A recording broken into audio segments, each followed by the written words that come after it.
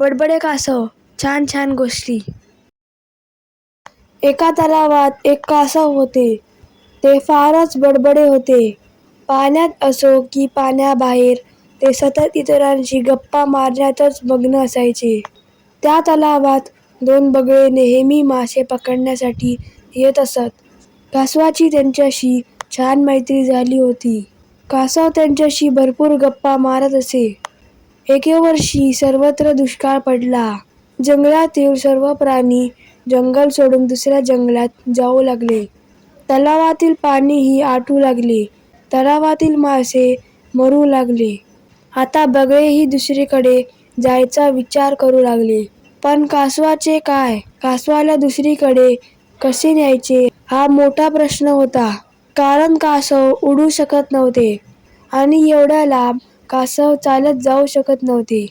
कासव जड असल्यामुळे त्यांना एकट्याला घेऊन उडणे शक्य नव्हते. त्यांनी कासवाला घेऊन उडण्यासाठी एक शक्कल लढवली. बगळ्यांनी एक जाड फांदी आणली. त्यांनी कासवाला सांगितले, "तू या फांदीला मध्यभागी तोंडाने पकड. आम्ही दोघे फांदीचे एक एक टोक पकडू आणि फांदी घेऊन उडू." कासव लगेच तयार झाले. बगळ्यांनी कासवाला ताकीद दिली की त्याला उडताना अजिबात बोलता येणार नाही.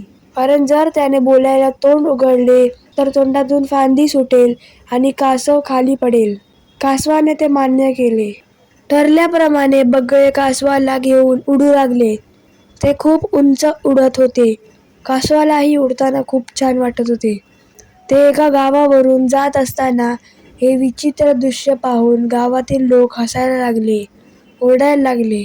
त्यांना हसताना, ओरडताना पाहून कासवाला राहावले नाही. त्याने उत्तर द्यायला तोंड उघडले. तोंड उघडताच कासवाच्या तोंडातून फांदी सुटली आणि ते खाली जमिनीवर पडले आणि मेले. बगळ्यांना मात्र खूप वाईट वाटले. तर फ्रेंड्स, तुम्हाला व्हिडिओ आवडला असेल तर या व्हिडिओला लाईक करा, शेअर करा आणि चॅनलला सबस्क्राईब करायला विसरू नका. Thank you friends and bye bye.